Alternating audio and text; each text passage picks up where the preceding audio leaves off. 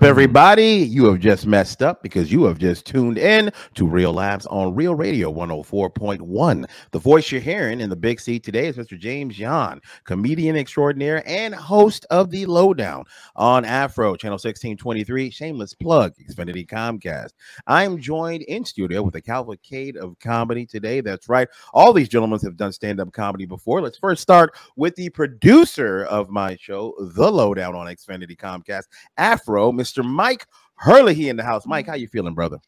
I don't know, man. Still working through my feelings on the whole Pete Davidson and Kim Kardashian breakup. Like, I don't know. Like, I see both sides, and I think that's the problem. You know, being friends with both of them. I don't want to get involved. I understand. But sometimes a good friend has to give tough love and let Kim know she messed up. You know, I understand, brother. That's where I stand. So, Team Kanye. I'm sorry. Yeah. I'm still on Team Kanye. Yeah, I'm Team Kanye just because of the fact that Pete messed up a wonderful stereotype that we had going for years. She actually did go back. She did. She went back. Did she go back? She did. Yeah, we don't know. We don't know what. No, Pete she didn't go back to Kanye. Did she? Pete's everything. No. Once you go black, you never go back. But she did.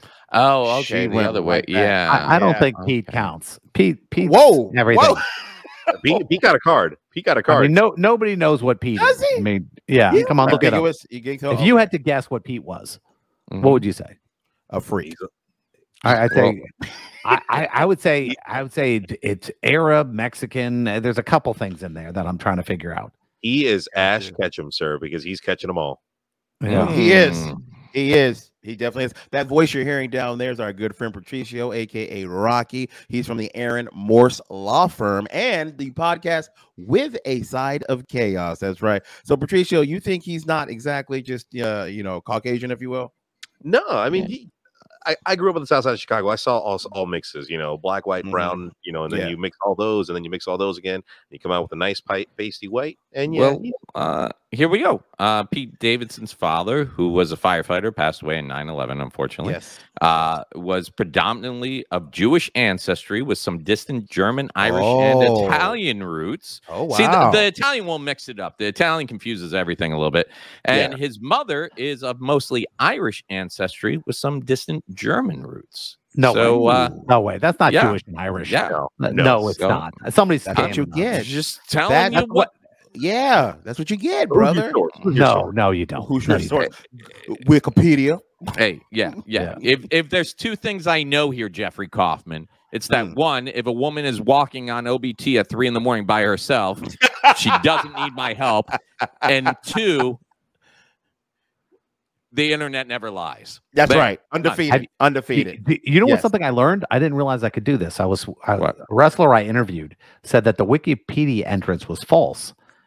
It was Matt Morgan, and it said he graduated cum laude. And I said that to him. He goes, "No, that's not true." He goes, "Could you fix that?" And I went on Wikipedia and I deleted it. I didn't know I could do that. Yes. You know, anybody can edit it. Anybody.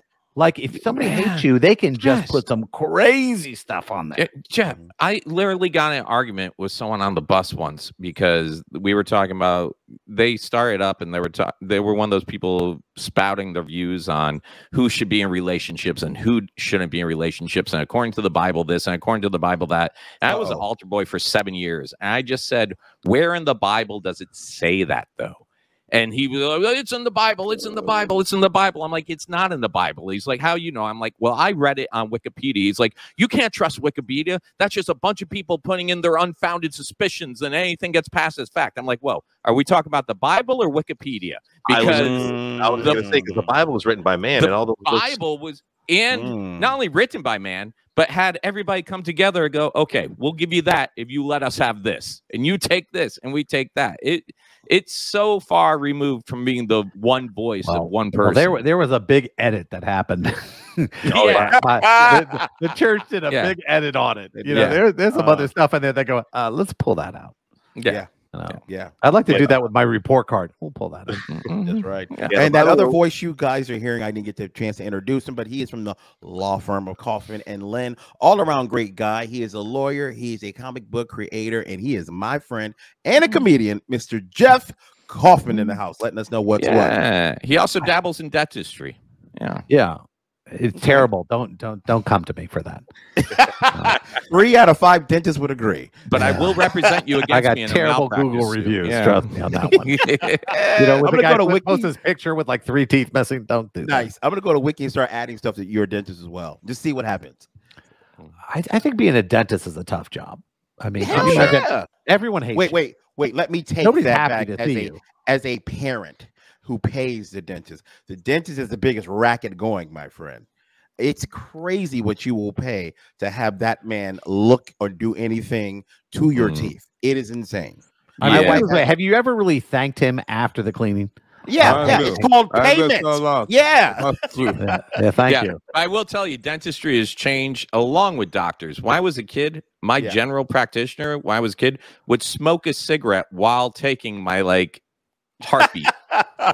His name was Dr. Brer, and he would literally smoke cigarettes while he was doing examinations, like some bad MASH movie.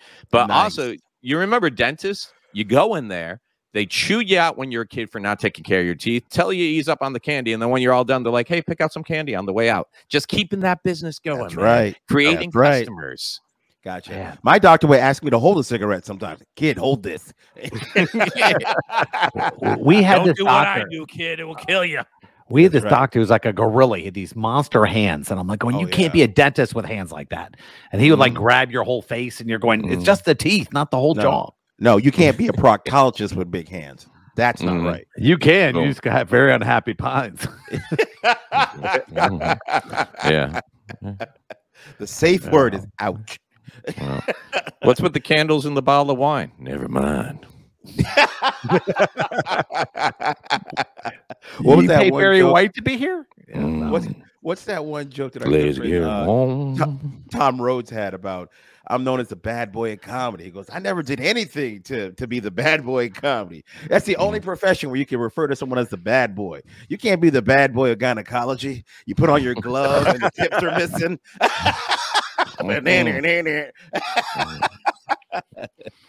Yes. God. Well, guys, I wanted to tell you. What are the handcuffs for? What's the ball gag for it? Don't worry about it. You guys ever I'll give you a safe word. Here's a squeaky toy. Okay. Oh my God. Sorry. All right, guys. I had. What are you doing down there? I came in for my broken arm. Exactly. I'm sorry. What's that old line Chevy Chase using the whole fist doc? Oh wow. No. All right, guys. There's a lubricant called elbow grease. Okay, why do you know that? A buddy of mine keeps making the joke over and over. A buddy of mine. It's my buddy of mine. Is that what the guy behind you keeps leaving the room for? Yes. Oh man, I thought we filled that tube up. Roll out. I imagine just out of eye shot, from what we can see, you got one of those kiddie pools like old school, and you're like, hey, we couldn't get a 50-gallon drum. We had to buy all individual packs. Yeah. No, there is a place set in the backyard. It was here when we moved in. That's not creepy. But they had no kids. Yeah, that's not creepy. Yeah. So like whenever someone knocks on your door, like, oh, you and the kids home today?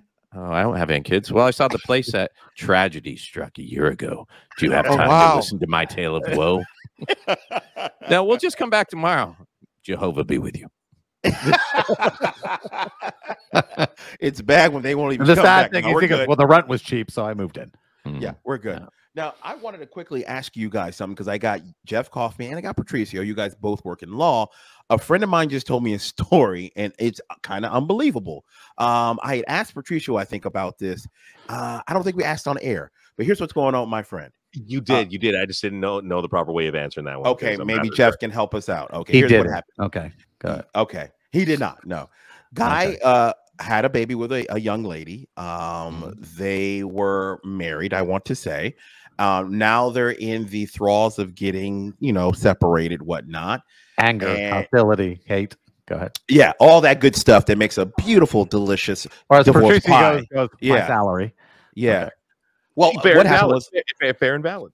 They just found out through something was going on with the child, something medically that had to be done, and they needed blood from the father. And they, lo and behold, you are not the father. You are not the father. He's raising this child since it was a baby, of course, when it was born. His name's on a birth certificate. The kid's about 3 or 4 right now. So my question is, when you find out you're going through a divorce, you thought you had a child that you've been raising, what happens next besides heavy drinking and a lot of cursing? Now, Patricio has his answer, and I know but here's some of the problems. Depending on the funky judge you might have, he might say you acknowledge the child as your own. Okay, you did all these things, and I'm going to find you responsible because it's in the best interest of the child. What? Yes. Wait. Judges have done that in the past. Yeah. Okay, so that is on the table. Just know that's on the table. Now, there's a good chance that the judge will go, no, it's not your kid. You don't have child support. But some judges have ruled that way, and it has been upheld. So for the rest of that child's life, until he's 18, not to life, not life. I mean, for the next 15 years, kid's 3, that guy is responsible, even though it's not his child. It's a possibility. But my question is, like, even before all that, like, was your buddy married with her? Like, were they he married? Was. Yeah, they're getting divorced. Married. Okay. They're getting divorced. Yeah. Now, how much weight does having his name on the birth certificate? Like, I've been told several times that's what financially obligates you to the child. If that's not true, I'm about to start getting some money back. So, well, no, in the state of Florida, like I'm not saying a lot, but I'm just saying how it is. If a child is born outside of wedlock, you need to establish paternity through the courts.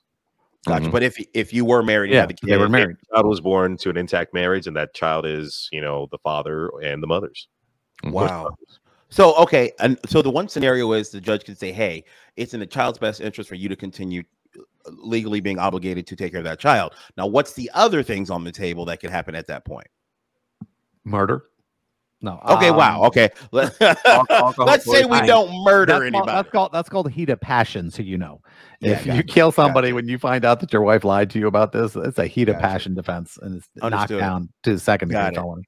Got it. Yeah. So could it be that a judge says legally you're not obligated to take care of this child anymore? We find out that it's not yours, and they just both go their separate ways. It's ugly fraud. Simple? It could be a judge could make that ruling. That could happen. But did you say fraud? Is that? I wondered about that. Are you saying that a judge could say a judge could say, "Listen, you deceived him through this marriage. It's disgusting." And a judge could also say, "Well, in the best interest of the kid, I think you should keep doing this." Gotcha. Well, what could happen to the woman legally if it is determined that she did trick him into this? Well, here's the thing. Very rarely is somebody busted for perjury in court. Even though every family law, every criminal case, everything I see, somebody's lying. Okay, yeah, of course. So it's the one crime that I look at sometimes and I'm going, this is disgusting, especially when you bust someone. And the judge kind of looks, Jay, well, I expect this. And in family law, it happens so much that the judges are so jaded to it that they expect it. And I'm sitting, and I did a couple family law cases earlier in my career. And I remember this one divorce attorney, and I think she still practices. And I had this motion to hear it in front of the court. And the guy go, why are you wasting my time? Because she added all this stuff to the order. And I can't agree to it. And the guy's yelling at me. He's yelling at me. He's yelling at me. For 45 minutes, he yells at me. I said, Your Honor, just read the order. And he reads the order. It's a lot of drama. And he reads the order. Yeah. And he reads the order and goes, well, I didn't say any of this. And he looks over at me and goes, that's what I'm trying to say, Your Honor. I can't sign this because she just added all this stuff. And the judge looks at her after yelling at me for 45 minutes. He looks over at her and goes, yeah, don't do that again. Hey, guys, don't go anywhere. I want to continue this conversation when we get back right here on Real Labs on Real Radio 104.1. Everybody, you are still listening to Real Labs on Real Radio 104.1. The voice you're hearing is Mr. James John, joined in virtual studio today with Mike Herlihy. That's right. He is the actual producer of the Lowdown Show that I host right there on Afro Channel 1623 Xfinity Comcast. And we have Patricio, a.k.a. Rocky, the man you all know and love from the podcast With a Side of Chaos. Also from the law offices of Kaufman and Lynn, my friend, my mentor, my spirit animal. We have Jeff Kaufman in the building with us, who was just explaining some legal knowledge about a situation a friend of mine is going through, where he was married, getting divorced. He finds out that his son, that is 3 years old, is not his biological son. So I was just kind of asking, what's the repercussions? And Jeff is explaining that one judge can just look at the kid's life and say, hey, it's in the kid's best interest for you to keep being the father. So you're legally obligated to take care of him until he's 18. Another situation I think we're talking about is if it's proven that the woman actually lied, that she tried to deceive this man, knowing that he was not the biological father, there can be some I guess we could say some. They could hit you financially. I mean, it's financial, but it wouldn't be jail time. Some of the things that happen, even though family law is not my thing. Okay. But some of the things, like for example, let's say you win the lottery, and you hide the ticket, and you get the divorce, and later on you try to cash that ticket, and she finds out that you had this ticket the whole time. Gotcha. There have been cases where the judge has given away the whole amount of money to the person who was lied to and deceived. Just because that person was lying, just teach them a lesson. Just because it was foul. But, you know, I think there's a certain acceptance to insanity that happens in that courtroom. And I think a lot of it happens, and I'm not going to say Patricio is involved in this, but there are some family lawyers who, when the client comes in, they make promises that they know they can't keep. And they drag it out, and then when the judge does, I knew I could tell this person exactly what they were going to get the minute they walked in the door. Because, you know, there are some basics that don't change. But you have some lawyers who will be less than honest with their client. So it gets ornery that they're both paying ridiculous money. In the end, you know, they got exactly what standard they get. And, you know, that's a shame, because I think hate. My advice I always give to family people who are going through divorce: shut up. Don't call the attorney. Really? Don't do anything. Let them handle it. Let them fill the documents out. You'll assist in that, and show up to court and follow the rules. That's it. Whatever don't start arguments for the hell of it. Don't call your attorney saying you're upset because the child wasn't there 3 minutes early or 3 minutes late, or you had to pick them up, or you missed something one time, because it's just going to cost money and drag out the divorce. Shut up. Let the judge say, you get this, and then there are rules for you guys to live by. If not, you're going to wind up paying thousands and thousands of dollars to fight over silverware. Oh my God, it's stupid. It sucks when that happens. When I hear this all the time. In criminal, you see the worst person at their best. In family law, you see the best people at their worst. I was going to say their behaviors and everything. It has to be the most. I think family would be one of the most emotional court cases to see, because emotions are running high. These people who once loved each other is actually getting divorced. They're fighting over custody of kids. They're fighting over property, assets, and they truly hate each other at that moment. Like, it's the worst of them. So I can imagine it can be like watching a TV drama. There must be so much chaos going on in that room where you have to tell your client not to scream out, not to say, "But Your Honor, he never put the toilet seat down." Your Honor, like, it must be crazy, Patricio. Look, I realize this. Florida's a no-fault state too. That's right. Okay. You know, you could be in California where you can show somebody cheated and they get extra money, everything. Florida means that he could have slept with a monkey and it's fine. Oh, wow. That is an option here. We do have it's Florida man. It's on the table. It's on the table. A little gator tail. It's on the table. Look, when you tail, even if it's gator tail. When you break it down, a divorce on paper is boring. But when you hear the stories coming from all these people, it is honestly a novela. It is straight up novela with drama and possible. Oh, he's gonna do this to the kids. He's gonna do that. There's so much speculation. It's honestly, it's great people at their worst. But yeah, I was gonna say, because you're not your job, but I guess on opposing sides, your task is to paint the worst picture of the other person so you can get what you want. It's not really. The sad thing is, it's really not about that. You know, what it's about is going, hey, listen, you know, we think this person should give it. It's all about money. It's really about money and visitation and assets and stuff like that. Yeah, well, that's money. I think finances and visitation, finance and custody is what it's about. And everyone, in the end, normally it falls out. Oh, okay, we're going to split the custody up. You're going to pay. You fill in this thing. The judge adds both affidavits together and goes, "This is how much is there," and that's normally the process.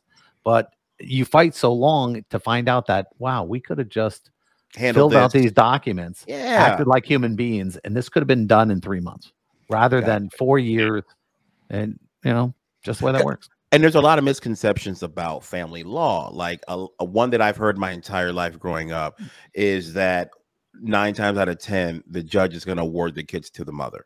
Is that, you guys find that to be a true statement? Oh, no, that's a misconception. Patricia, you're shaking your head very convincingly. No, no, no. Why do you say that? I've been in family law for almost going on 3 years now, and with everything that I've seen, it's honestly how Jeff says. It's all in the best interest of the child. Sometimes the mother can provide a better home. Sometimes the father can. And I'm sorry that that's the way the cookie crumbles, but the judge and the law want to keep the child's best interest in mind. Gotcha. Now, a lot of times that applies to where you're living. Yes. Okay. You have to, believe it or not, when they talk about judges and things like that and how they get elected and what political party they are, that plays into their rulings, whether they're pro God really or they're liberal. And I've been in courtrooms where I've had a judge, basically quote scripture, and you're going, "What the hell are we talking about here?" I thought that. I don't listen. know Nothing's going to happen to him. It's so you just have to smile and take it. Gotcha. I've had judges who literally looked you in the face. Like I had a case in Georgia, and this judge looked at me. "Don't worry, counselor. It's taken care of. You don't have to worry about that. You don't argue anymore. You've won. Let it go." And a month later, he signs down the ruling and says, "I lost." I mean, what the hell? Yeah. Gotcha. Yeah. I have another question with family law too. When it comes to custody, how much or how little does the judge put into what the kids actually want? The kids have zero say. The kids have no rights, unfortunately. Really? Okay. Wow. Damn. So not on what they want, but they can too. When you get to a certain age, they're both fighting for custody and everything else like that. They will take like a 16-year-old or a 17-year-old. Yeah. They will listen to them, but not like an 8-year-old or a 10-year-old. But as you get older, judges go, "Well, let's see what the 16-year-old wants." And they'll ask them that, not as far as money, but as far as where he would like to live. Yeah, that's what I was wondering. They play that, and that comes into play sometimes. And attorneys get asked all the time, like, "Oh, we should put Junior on the sandwich," but you're like, "No, that's the worst thing to do," because that's going to traumatize the kid. That's all it's really going to do. Okay, yeah, makes sense. Because I was wondering if the kid says, "I want to live with my mommy" or "I want my daddy," how much is that really going to play? But you're telling me hey, it comes down to who can provide the best living. Age too. Gotcha. Really. Now, for me, I was a product of divorce, and I remember my parents bad-mouthing. My dad was the king of that. Just said some really weird things that I should never have heard. And I said, God forbid I'm ever in that position. I will never, bad-mouth my ex. I'll never do these things, and I will. I won't argue about money. I'll earn more. I'll work hard. I'll be there, and I'm probably there more now than I was there when I was living there. Because I understand how important it is to try to remain a good father and try to not treat their mother like you hate this person. I don't, things just didn't work out. It doesn't mean that you have to treat somebody with less respect, just because you don't live there anymore. And my next question about family law would be this. Okay, you told me that the kids don't really have a lot of rights as far as where I want to go, but are the kids present for it, or they're just not there? Oh man, he's laughing. Oh no, just for giggles on my part. My dad left when I was 2 months old, and I kind of wanted to jump off of what Jeff was saying, where my mom never badmouthed my dad. What happened then? He left. He never came back with the cigarettes or the milk that I so desperately waited for. But a child's not going to know any better at that time. That's why the rules come in, keeping the best interests at heart to provide a safe environment for the kid. But I was there are photos of me as a child in divorce court with my mom just signing the papers and walking out the courthouse. Like, I've seen those photos. He looked like Bruce Wayne, going to the movies. It was one. No pearl necklace in this one. Damn. So it's just an ugly happening then. When it's a divorce and people just they're not going to agree. They're not going to get along. It's just, I'm in the heat of throes of anger, and you did this, you did that to me. So I don't care who gets hurt in my wake of my anger. Well, it's not really fair because it's a system that's set up to breed hostility. For example, let's say a state said, okay, this is the deal. You're going to have to go through mediation first. We're going to require you to go before you file, before you do anything, before you spend a ridiculous amount of money. We want you to go through this tract. And if you go through this tract, it'll save you a lot of money. Now, the closest thing we have to that right now is a mediated divorce, where you agree to let accountants and everything else and do this. And at the end, you sign your stuff. But that's the closest we're going to get to let's just say the uncontested divorce. Gotcha. Because, a lot of times when somebody shows up and they're going, oh, it's uncontested, we're not fighting. 2 seconds later, I ain't doing nothing. Oh my goodness. I gotta throw in my 2 cents real quick on that one, because I hear that all the time. Go ahead. And I'll have someone call in wanting to move forward with that. Now I'm like, okay, look, I'll set you up with the attorney, you're gonna talk to her, get everything out of the way. But have you guys really talked? Like, is everything gonna be this or this? Because I'm gonna put these notes for the attorney. It's because it's going to be a rude awakening once they go in and like, well, he doesn't want this. The moment those words come out of the person's mouth, like, well, I don't think he's going to want this or that. Then boom, yeah, it's going to be a contested divorce, and hopefully mediation resolves the issue. Unfortunately, going to trial, that's where it's gonna hurt bad. Okay, last question I have for you guys about this topic: have you guys ever seen a nice divorce? Yeah. Okay, it does happen. Okay, gotcha. But it requires good people. Okay. It requires a good attorney. If the attorney on the other side is a bag, there's no way that's going to happen. And I've seen that where the attorney just starts yelling at you for no reason. You're going, oh, I get it. He wants to run that bill up. Gotcha. That's why I'd never do that area of law ever again.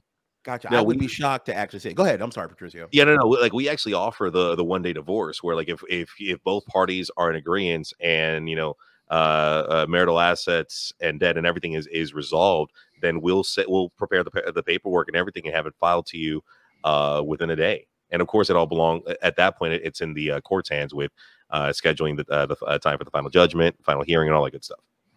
That would take some really mature human beings. They're like, out there. They're out there. It didn't work out. Just want to make sure the kids are okay. Hey, yes, of course she deserves this. Oh yeah, of course he deserves that. Oh, thank you. Oh, after you. No, after you. Like, it's a very polite way to just, we shouldn't be together anymore. I'm glad it actually happens, man. All right, guys, don't go anywhere. We'll be right back in a little bit. I'm going to tell you guys about, whenever we say to ourselves, worst case scenario, it's almost like, hey, I know that's not going to happen. But I worked this week. I had the worst case scenario, something that you never in a million years would want to happen to you, happened to me at my office. And I had to let people know in my building that it happened to me. And I don't know how I'm going to ever live this down. But guys, don't go anywhere. We'll be right back right here on Real Labs on Real Radio 104.1. I'm back, everybody. You're still listening to Real Labs on Real Radio 104.1. The voice you're hearing is James. I'm joined in virtual studio with Mr. Mike Herlihy, Patricio, a.k.a. Rocky, and Jeff Kaufman from the Kaufman and Lynn practices. Now, I want to remind everybody that you guys can listen to all our past episodes. All you have to do is download the iHeart app. Look up Real Labs, and there will be. You can also catch us on iTunes and Spotify. And now, because of Ken Miller, you guys can watch us on YouTube. You guys can see all these lovely faces to go with these smooth, velvety voices. I need you guys to subscribe, comment, and like. Oh, yeah. Now, we're just talking about law with Patricio and Mr. Jeff Kaufman. But now we're going to switch gears. I'm going to tell you guys about something sad that happened. It was a Monday, guys, this week. You know how the Mondays can sneak up on you, can kick you in the ass, and you got to get through a lot of stuff. Now, it started out like any other Monday. It was very challenging. I had a guest cancel for that week that I had to try to, you know what that's like, Jeff, and try to rebook somebody. It happens all the time. Nightmare scenario. Yeah, then the guest that showed up almost had to leave because he was on call for his job. My shift at Public Stars in 15 minutes, James. We gotta go now. Dude, I gotta deliver this DoorDash. But anyway.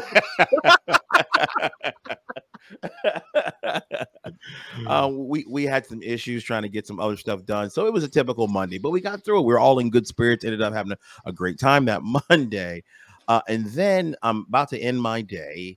And, I had a pretty hearty lunch.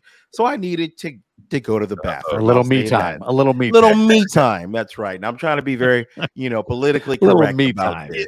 I've had this conversation with Jeff, so I'm excited to see how this conversation is going to roll out with you. Me time. Okay. Now I told you guys before the break that worst case scenario, right? We've all said it to ourselves when you're planning anything or going through anything. You're like, hey, worst case scenario, this is what's going to happen. So they need to come up with a new term for what happened to me. Like I said, I had a hearty lunch, had to do a little me time. And I go do my normal me time. I go to get up. I go to flush. And let me tell you, when it comes to me time, I'm a mercy flusher. I don't just wait to the end. I think that's very important for me to say that. You pre-flush, yeah. Yes, I do. As the Lord intended. Yes. So I want to go to heaven. That's why I do it. But yeah, so Mike goes, where's that in the Bible? Okay. It's in the book of Charmin. Okay. If more guys did it, you'd have a lot less divorces. I'll tell you that right now. That's true. Thou shall use to play. So I do my me time business. I go to get up and I go to do my last flush, and the water goes the wrong direction. Oh no! It was like in that one section of the Bible when the Nile River starts to flood, and I was like, oh, and let's just say there were still some crocodiles in the water. So there was no Exodus; it was just rising, wasn't it? There was Exodus. He Exodus is like 10 seconds. He ran out there and blamed somebody else. I don't know who killed that bathroom. So just having two kids and one who enjoys makes a sport out of trying to clog it. Did you automatically reach back to turn the water main off? No, I didn't go Bob Vila on it. I thought I did not. I like that. Yeah. Was it tank or was it just that's like step one? Stick? I did, Mike. I wish you were there with me. That's weird for me to say. I don't at all. But like you've turned the toilet off though before, right? I not in the middle of a let's say a deposit. Not mid me too. yeah. Oh there was a transaction. He was prairie dogging. There was no. James, I know. I guess I'm more of a multitasker. I guess as soon as I feel that water hit, I'm like right hand drop the back. sad thing is he can do it backwards, like he's playing the guitar. Yeah, like he's Eddie Van Halen on the toilet. Yeah. That's great. So please continue though. Yes. Continue. So I thought I was saved. Okay, because I hear a voice, an angelic voice. And I know the voice. It's our good friend D. She's a young lady that takes care of cleaning all of the offices and whatnot, the bathroom. And I know that she has a plunger or she knows where one is. And now I'm friendly enough with D where it's not going to be that embarrassing for her to peek my head out and be like, D, I have a problem. And I'm like, Code Brown. Code Brown, if you will. And she immediately knew what I needed and she sprang into action. She got me a plunger stat. Now I got the plunger, so you would think, oh, my life saved. It's not going to be that embarrassing. I can just unplug it. You know what I mean? Don't worry, Mr. James. I got it. Mr. No, I told her no. I would. There's no way I was letting her in that room with that. With what was going on. She knows it's yours now. You have to do it. You were able to get out clean. You'd have no problem with it. Oh no, it was not clean. But anyway, I know what you're talking about. Tight Mike had an issue in here earlier. So I get the plunger. And I go to plunge it, I do my normal like 2 or 3, like, oh, this is gonna come on, it's gonna unplunge, right, or whatever you want to call it. It did not. And I'm like, oh no, and I kept doing it. I did it for like 2 minutes, and it's not moving. And I'm like, oh my god, what am I gonna do? And I'm like, no, I got this. I'm just freaking out. I'm gonna plunge this like I usually do. It's gonna work. 30 minutes later, oh my god, still. See, you got to know when to give up. You got to know when to turn the car around and ask for directions. Yeah, no. No, I've been in that situation before. The same thing that happened to James. There's no way. After 5, I'm giving up. I'm going to the professional. It's not my job. I'm a lawyer. I'm not doing it. Water-filled bathroom. What? It wasn't water filled. He's there trying to plug the thing. He's screwing around with it. He's not an expert. Water coming out of the bowl at this point. I mean, there's I'm water not delivering everywhere. babies or fixing toilets. It's not my thing.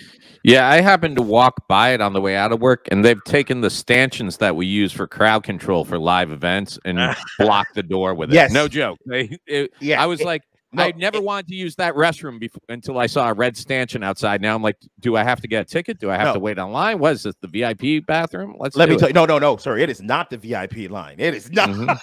You don't want to be in there. You're lucky there's a guy standing out there going, not you. You, yeah.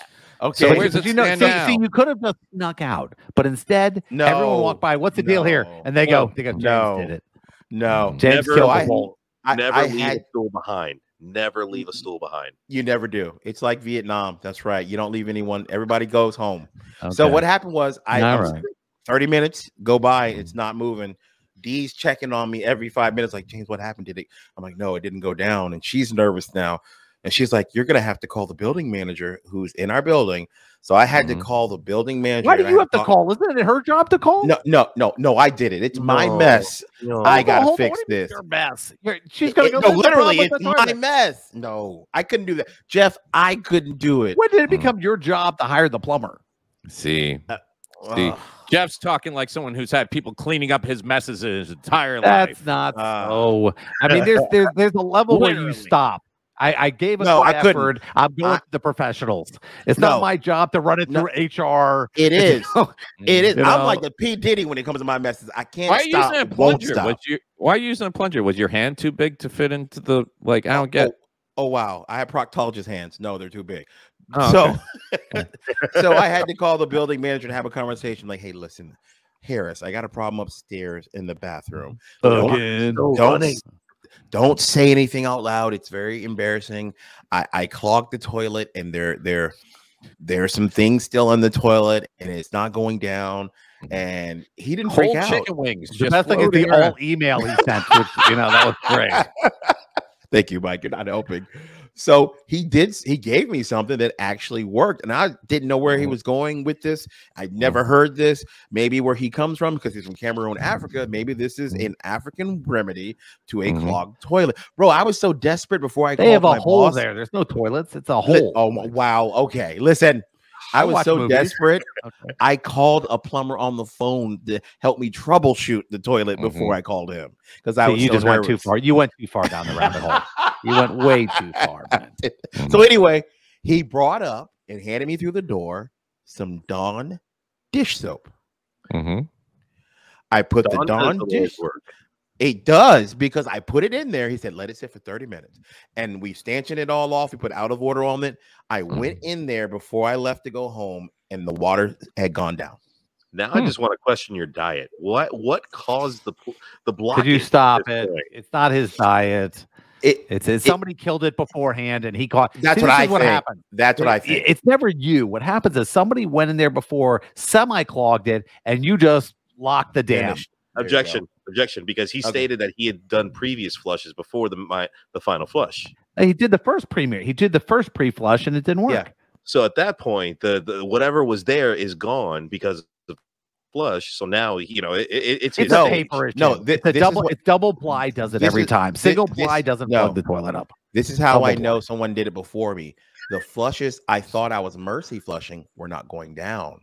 That's why there was stuff. That's why there was so much stuff in it. It was just running the water. That's why it got so high. So when I looked down, I'm like, oh no! Like I thought I was. We're gonna have to get the DNA group to come in there and find him not guilty. The not guilty. But listen to that. Like, you're at work. That's the one last place. The last. No, place it's not. No, it is clearly not the last place. The last place is your girlfriend's parents' house.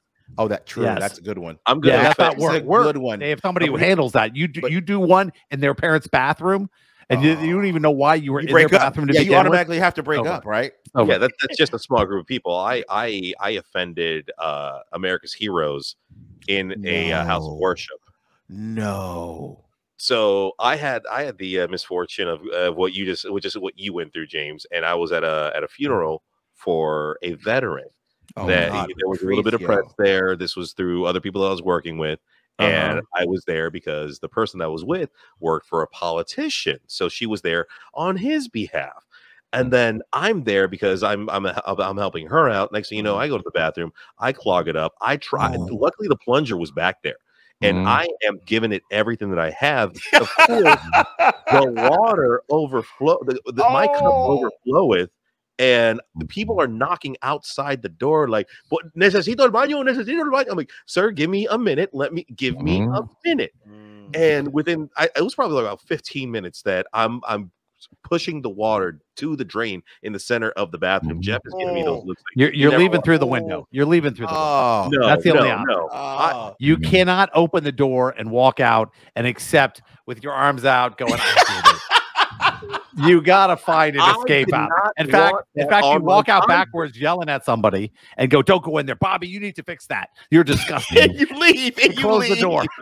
No, I cleared that place up. I used God knows how much freaking paper towels on the floor, but it went down. It was clear. I was done. I apologized first because it came out all sweaty and stuff. But they will always remember you as the guy who plugged the pole, not the guy who fixed it. Okay? For a brief time, you're like, the guy in the coffin has it easy today. Hey, guys, we're about to get out of here. We have about a minute, 10 seconds left. Thank you guys for a great show. I want to ask everybody to give them an opportunity to tell me where you're going to be this weekend so everybody can come support you. Where are you going to be, Jeff Kaufman? I am going to be at Dragon Con at the booth with our new books. Also, our show Under Oath also airs Saturday morning at 9 o'clock. Nice. From 8 to 9. And if you want to download it, go to podcast at Under Oath at Jeff Kaufman. Pretty good. Patricio, where are you going to be, my friend? What are you going to be doing? I will also be at Dragon Con this weekend with Allison Chase doing our thing with the Guardian, with Bane, with all our friends. And then I will be at Graffiti Junction September 7th hosting Friends Trivia beginning at 8 o'clock. And then every Thursday, I am at Graffiti Junction College Park hosting Adult Bingalow. And Mr. Hurley, where are you going to be this weekend, brother? I am taking this weekend off, but then starting in September, I got some very, very busy time. September 10th, I'm going to be at the Dr. Phillips there with Fortune Feemster.